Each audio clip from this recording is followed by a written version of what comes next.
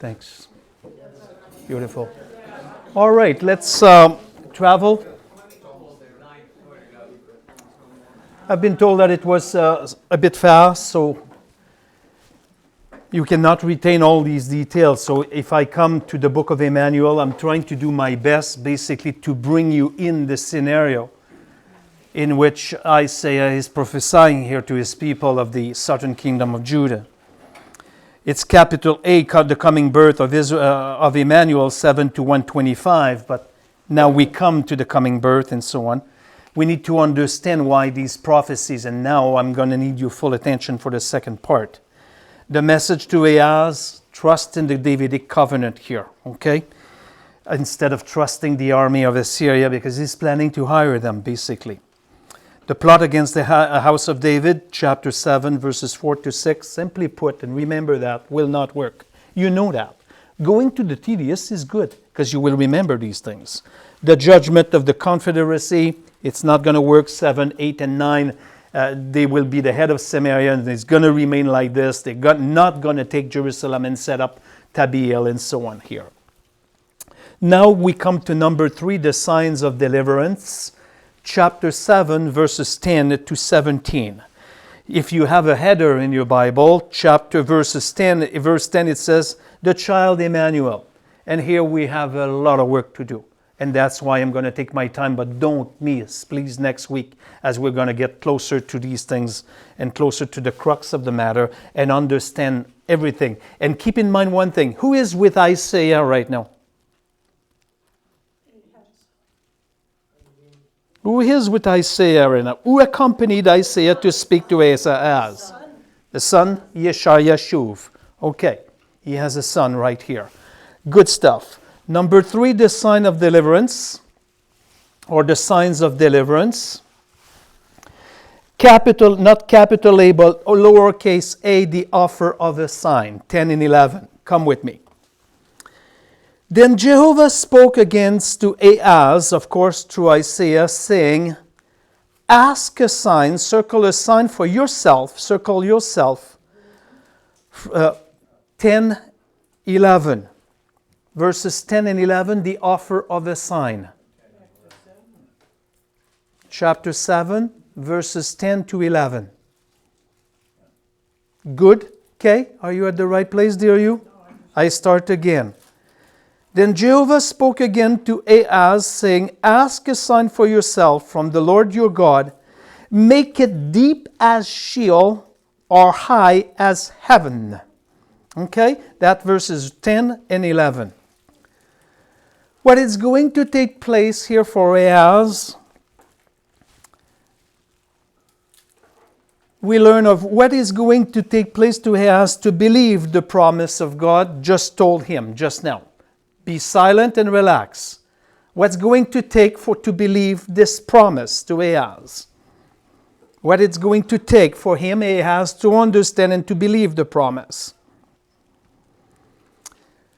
So now here we have a very important interplay between the house of David as a whole and the individual Ahaz in particular.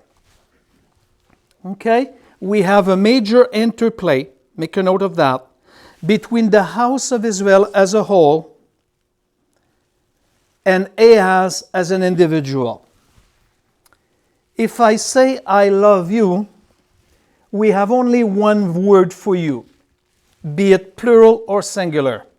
The people are watching me on the cam right now. They know that I have people in front of me, and I say I love you, so automatically it makes my you plural you.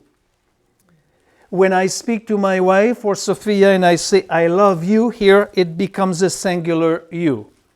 In English, it's the same, and we determine by the context. If I preach a message, I exhort you, it's a plural you, or I say to Debbie how much I owe you because she borrowed $5, it's a singular you. Okay, are you with me with this? In Hebrew, it's different. You have a form for the singular, ata, A-T-A, and a form for a plural. I have no more slides, okay? And a form for a plural you, etem. E-T-E-M.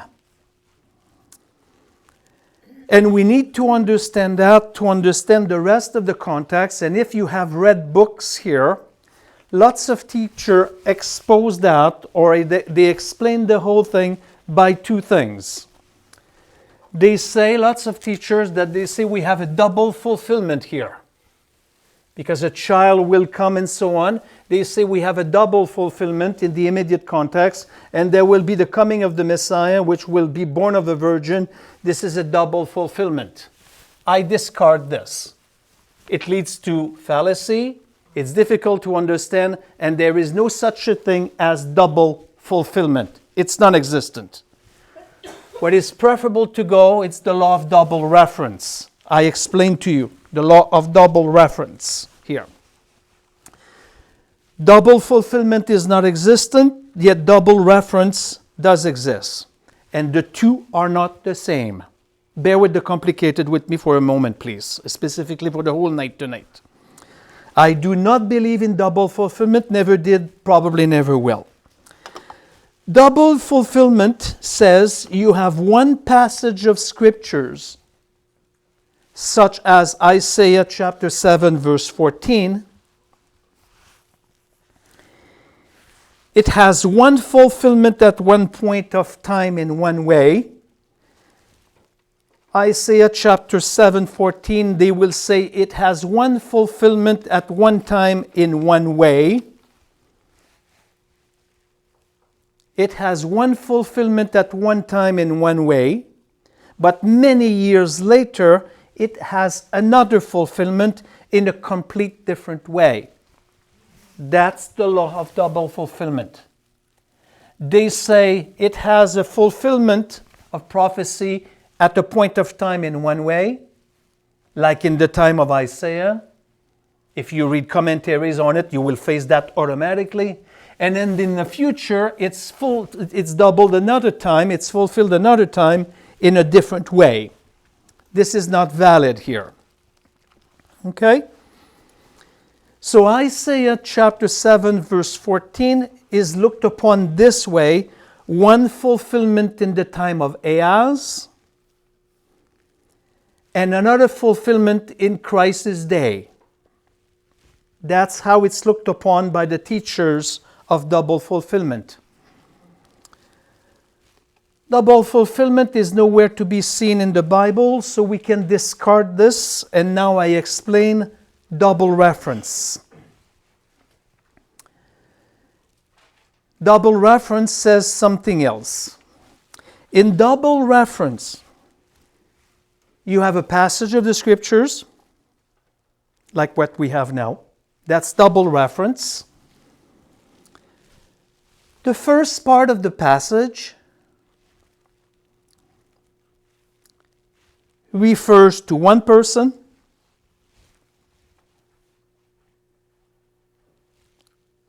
or one event. The first part of the passage refers to one person or one event. But the second part of the passage refers to a second person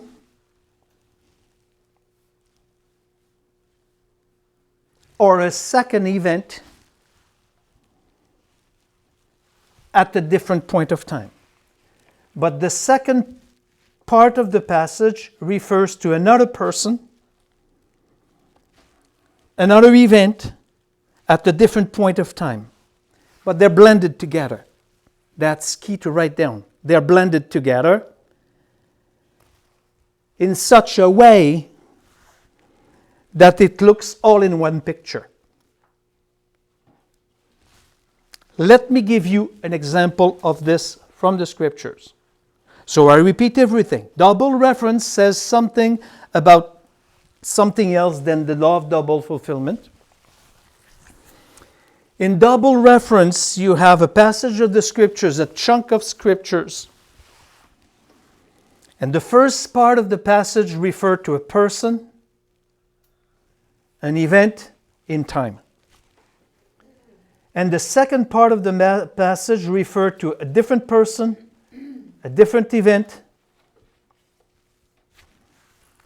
in a different period of time, at a different point of time. But they're blended so that you don't notice it looks like one picture. Come with me without losing Isaiah. Come to the book of Zechariah. You go to Matthew, go to Malachi before Matthew, and then you have in Zechariah chapter 9. I'm going to give you an example of double reference. But I have a question. Correct. Do you have a double reference in from 7:10 to 14? Yes. We will read it after. Absolutely. I need to lay down the ground. Okay. Good. It's useless for me to bring you to Isaiah and explain everything that I just said here. But I like your statement and I like your question, and I want to pause, because where is he going now? I just explained something very basic to you. In English, we have the word you. We don't use the word ye anymore because that's the old English, which was plural. We use you. And that's the context of the speech of the person that determines if it's a plural you or a singular you. I ask you, honey, to go and do the dishes, please. You're not asking the congregation to do the dishes right now. Okay? The first part of the speech that Isaiah will say to Ahaz, he will use the singular you. Ahaz. And which is Ata. Singular you. Ata. But it's not necessary to know that in Hebrew. And then the pronoun in the original text will change. They will shift to the whole nation of Israel. And that's imperative to know the prophecy of the coming of the child. It is enough to read that passage only in the Christmas context. You have heard a child will be given and his name will be Emmanuel. Oh, it means God with us. Can we go a little bit further than that? That's what we're doing right now. And not to be led astray, there was a firstborn of Ahaz and stuff, and Isaiah the child and so on. I just want to clean that up for you. So what we need to keep in mind is the law of double reference. This has to be taken out. Prophecies are never doubly fulfilled. Never. It can be completely discarded here. That's the law of double reference. You come to Zechariah chapter 9, verses 9 and 10, and it reads this way. Rejoice greatly, O daughters of Zion. Shout in triumph, O daughter of Jerusalem. Behold, your king is coming to you. He is just and endowed with salvation, humble and mounted on a donkey, even on a colt, the foal of a donkey. I will cut off the chariot of Ephraim and the horse from Jerusalem, and the bow of war will be cut off. He will speak peace to the nations, and his dominion will be from sea to sea and from the river to the ends of the earth. Verse 9 was fulfilled by the first coming. And verse 10 is going to be fulfilled by the second coming. That's double reference without any indication of a gap. You read it in one shot, you lost the mark completely. Verse 10 has not occurred yet. Verse 9 is past tense at the triumphal entry. That's double fulfillment. That's one example of it. Okay? When you say, I'm going to read chapter 9 today, close your book, make a tick mark, I did my devotion today. You missed that gap completely. Verse 9, first coming, and Zechariah doesn't say, oh, when he will come back, he will cut off the chariots of Ephraim. No.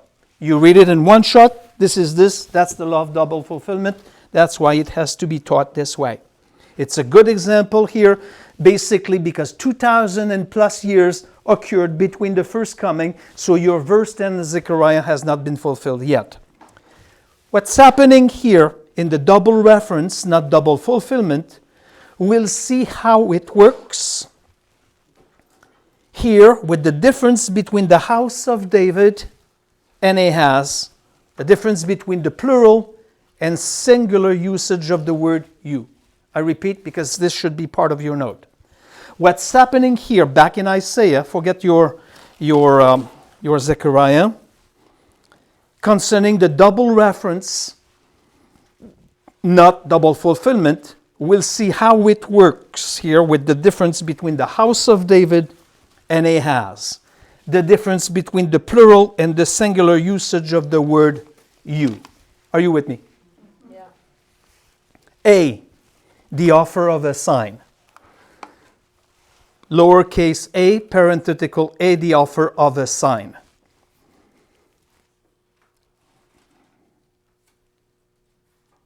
Beloved, it's kind of weird. This is not in my notes at all.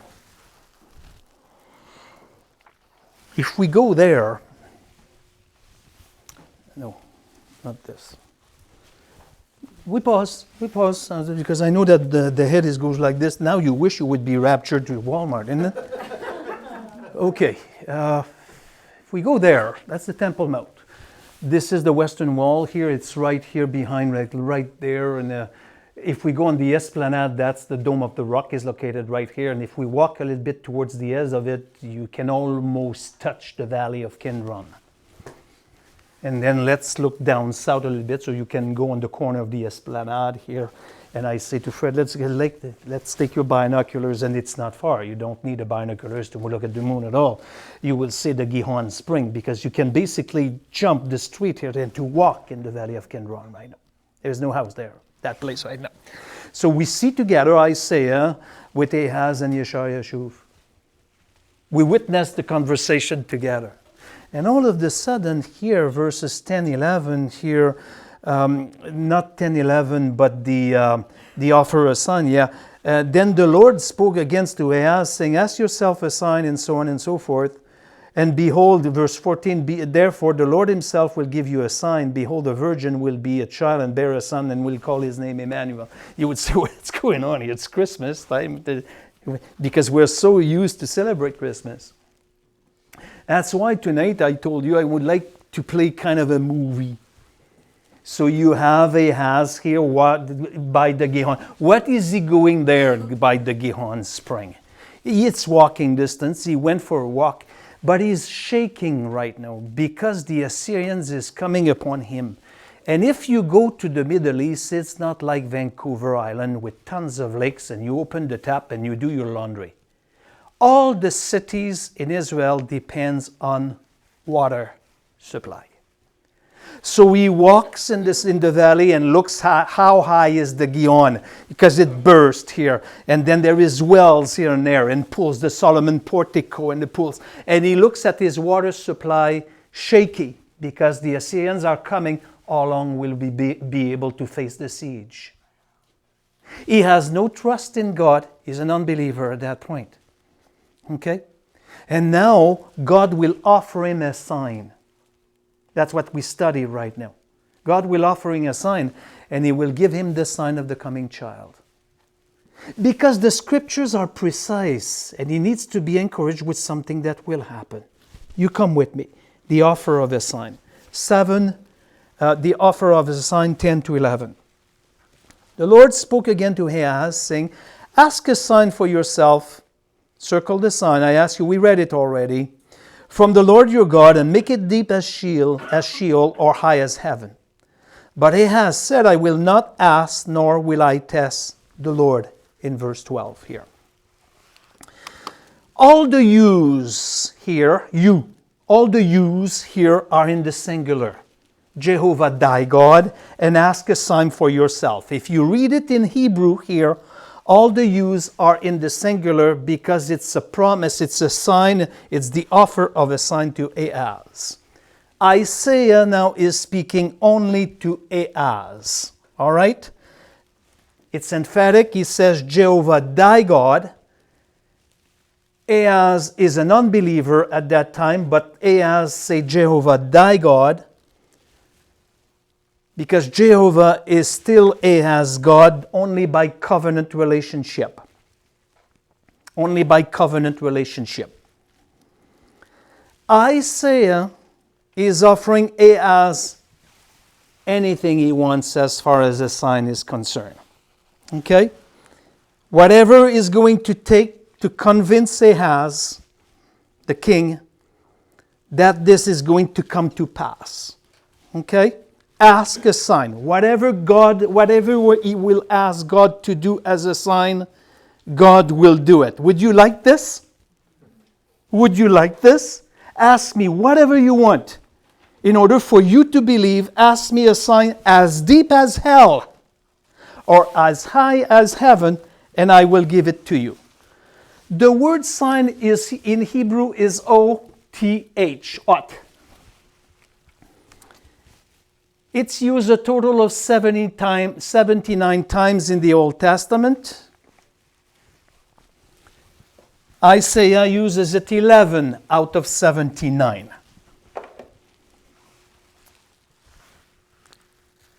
When you look at all the passages, it's used in 3 ways. You want to know that. I wanted to do a PowerPoint, but I ran out of time.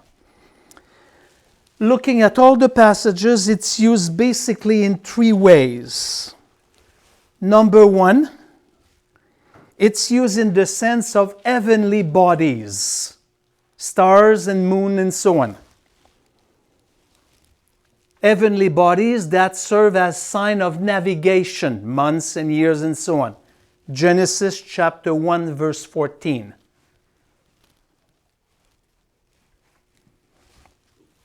Heavenly bodies.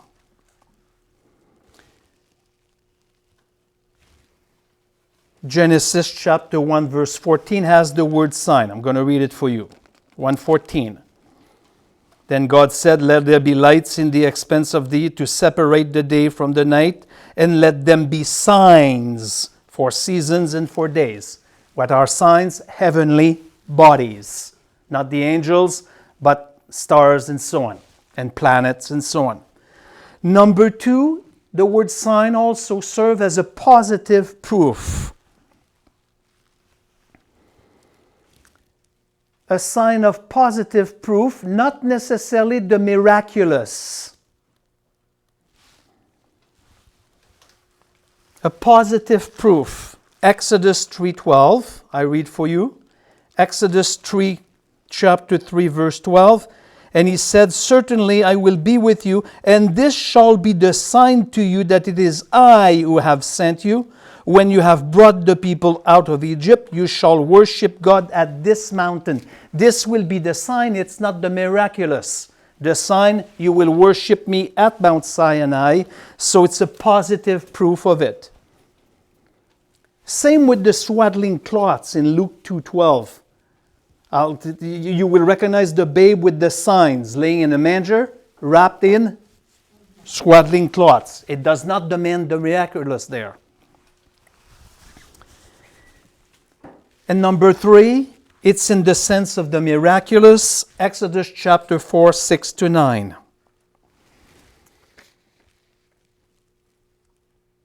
Now, which one of the 3 here are we talking about in our passage here?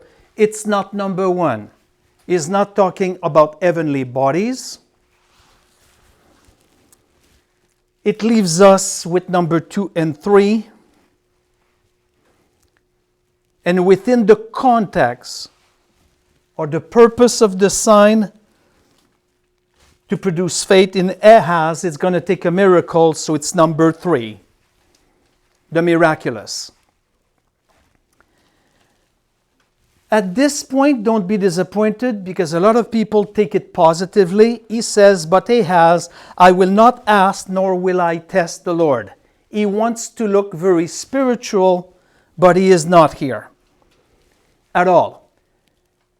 He cannot test the Lord, because that's the Lord that is offering him a sign. He's not asking himself for it. So he plays the spiritual here. Based on the scriptures, Deuteronomy chapter 6 verse 16 is referring to that. "Thou shalt not tempt the Lord your God." But he's not doing it. Linda, God appeared to you. Want a sign, Linda? Ask for whatever you want.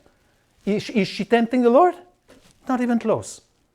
You tempt the Lord when you ask for a sign yourself and so on. He never did ask for it.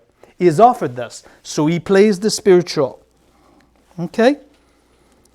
Here there is no testing of God. God is offering him a sign. Why is he refusing? Why is he refusing the offer of the sign here? If the sign take place that he would ask, if the sign takes place that he would ask God to do, and God did the sign for him, it would require him to change his pro-Assyrian view plans. So he would have to quit trusting the Assyrian and put his trust in God, and he doesn't want to do that. Because if he gives the sign and bang, okay, I would like to own 10 buildings like this, to open 10 schools, receive a fax 10 minutes after that, Nanaimo, Victoria, Vancouver, Alberta, Quebec, Manitoba, all signed it, establish your situation, François. I think I would kind of need to trust him. Instead of trusting in somebody that will deposit a check of $10 billion in my box. So that's the issue with Ahaz right now. If God answers the sign positively, he would have to take his trust away from the Assyrians. So he's not responding very well to the sign here. So that's the sign of the house of David here. We'll go to there. The sign of the house of David, 13 and 14. Okay? I'm just embarking in it. I'm going to make a wise usage of the 10 minutes we have. So it leads to capital C, the signs to the house of David, 13 and 14. Come with me. Then he said, listen now, O house of David, is it too slight a thing for you to try the patience of men, that you will try the patience of God as well? Therefore the Lord himself will give you a sign. Behold, a virgin will be with child and bear a son, and she will call his name Emmanuel. Now, he is no longer talking to Ahaz alone. Now it's a promise of the house of David, to the house of David. And in the Hebrew language, every pronoun here is in the plural. It's no longer singular as it was in 10 to 12. Now the you are etam here, plural you. Basically the prophecy is to the house of David as a whole.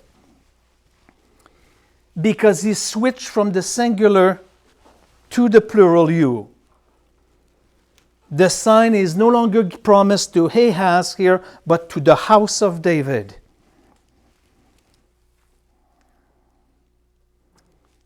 And remember, what? But they are, they are only three. Isaiah, his son, and Ahaz. That's it. He gives the prophecy anyway. You can have people in the surrounding here. The prophecy to Ahaz only, but like something that's going to happen to the house of David. Correct. He uses the plural you.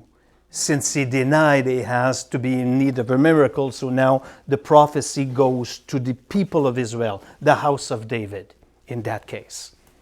But Ahaz will have to do something with it. He will do nothing. He will do nothing. The promise of a child is not given to Ahaz. So is Ahaz going to receive that sign? Nope. Because it's going to happen years after that. 700 years, actually. Do you know it's for him, or does he know it's for the house of David? I don't think he knows anything. He waits for the Assyrian. I don't think he's understanding the voice of God at all in the prophecy right here. Okay? So, remember the key problem here is that how could a miracle that is going to... I am answering your question. You see, I also often say, wait for the next statement. How can a miracle that is going to take place 700 centuries later be a comfort to Ahaz? He makes a promise that will happen 700 years later. How can it comfort Ahaz here? That's the issue here as to why some go with double fulfillment issue. It cannot be of any encouragement. Okay? It's as if you would come to me and you say, I'm in trouble, and I say in 700 years, though you will have good days. You will not wait for that to happen. So the problem is better solved by double reference rather than double fulfillment here. Verse 13 is addressing the house of David with the plural you here. And I will finish next week. But we can take 14. Behold the virgin. Come with me. It's difficult to explain. Bear with me, don't quit, please. Okay? Behold the virgin. Whenever you see the word behold, okay, behold, that's what we call a demonstrative article. The word behold is a demonstrative article. As such, it could refer to something past, present, or future. By itself, behold, like this in Hebrew or in any language, biblically speaking, it does not necessarily require the future. It could be past, present, and future.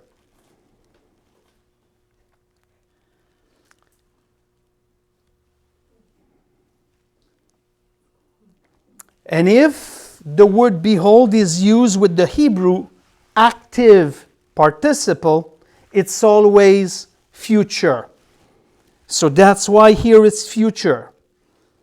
It says, behold, a virgin will be with child, and so on. Is used with the Hebrew active participle. So shall conceive, the word shall conceive, it's the active participle, it makes it future. If you go to commentary, you will have a common argument is that he is referring to someone around him that is already pregnant, and it refers to the birth of that child. But notice what he says is in the future tense. That's what commentary says. Commentary says that maybe the wife of Ahaz or the wife of Isaiah is already pregnant, and it refers to this. These are the guys, be with me. These are the guys that believe in double fulfillment. The wife of Ahaz or the wife of Isaiah, because he will have another son, is pregnant. So she will give birth to that child, and later on there will be another fulfillment. This will be Christ. No, because you need to notice something here. Let's read verse 14 again. Therefore the Lord himself will give you a sign. Behold, the virgin will be with child and bear a son, and she will call the name Emmanuel. It's not the birth that is the sign here, it's the conception. So it cannot refer to a lady that is already born around him. People are born every day. Here, the sign, behold, the virgin shall be with child here. It's not referring to somebody pregnant in the context. Isaiah himself is using the word behold 43 times, and it's always in the future, with one exception.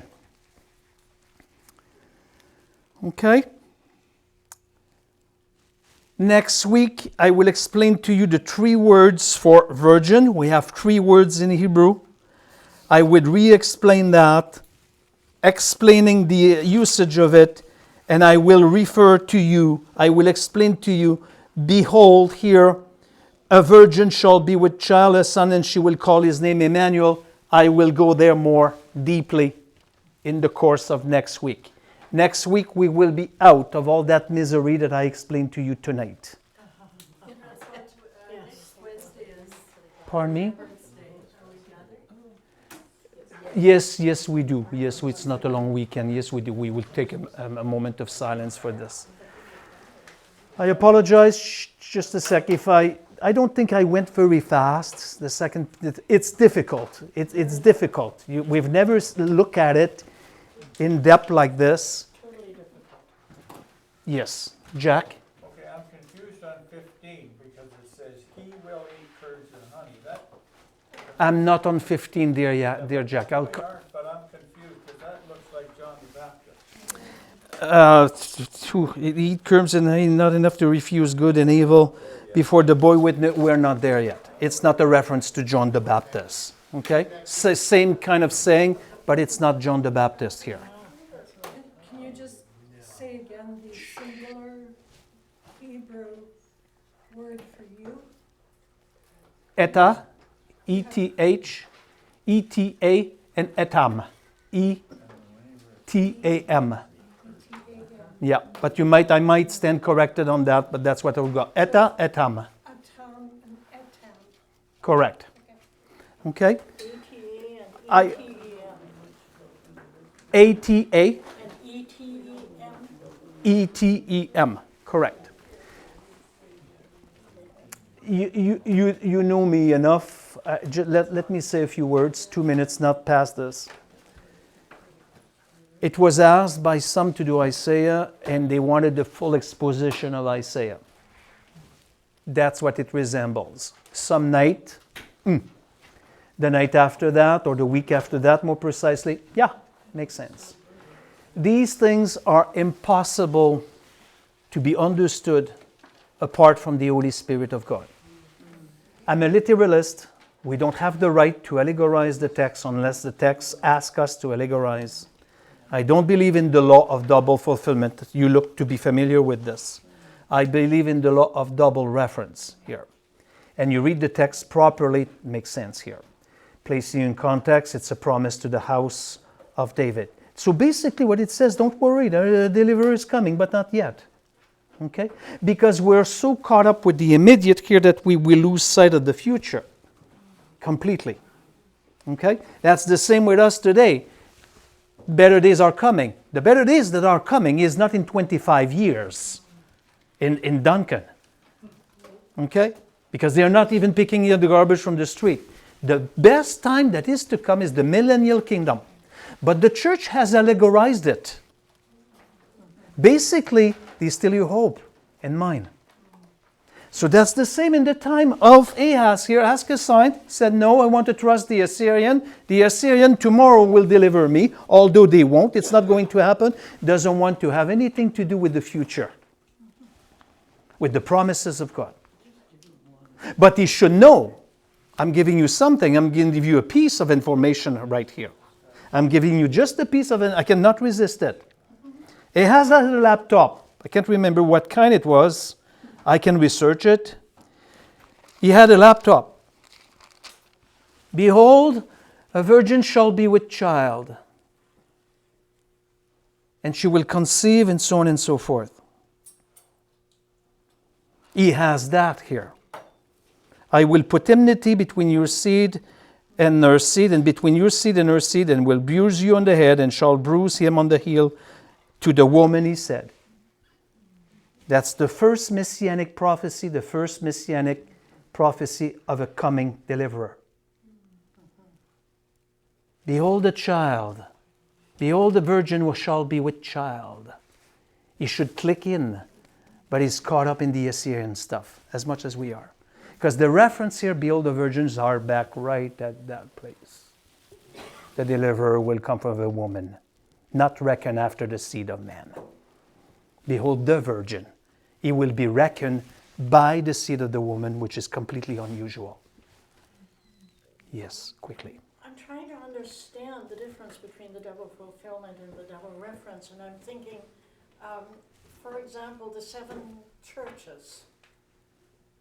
We are in the Laodicean age, whereas It's the just, Laodicean church it was is an actual place. it is historical prophetic. Basically, they existed. I'm not completely at ease with historical prophetic, but that's the best way to interpret the 7 churches.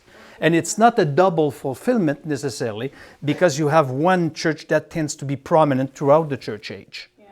So it's not a double fulfillment at all. And there are basically statements in the 7 churches that cannot be true only of that church. So that's why it gives a lot of credibility to the historical prophetic approach of them. I see, historic prophetic. Historic prophetic, which is difficult. You arc back into history, but you have basically the accomplishment of the fulfillment throughout the church age of one church that will come out as being conspicuous as over the other. Okay? Thank you for your patience. I'm encouraging you not to give up. Come back next week. I will repeat a few things, come up with more slide. I promise that it was not going to be something easy to understand all the time. Forgive my stumbling over the words at time. Pray for the rest and a good health. And thank you for everything that you do and your support for the ministry and so on. Don't give up on us. Some did, Victorian and Imo, because I don't go physically. I fell behind a bit, forgotten. But I basically want to trust the Davidic covenant, Sylvie, to place my trust in His word and His provision for us as a family and so on. And I want to thank you in advance here. Thank you so much. Lee, would you finish, please? Father, we thank you for this teaching.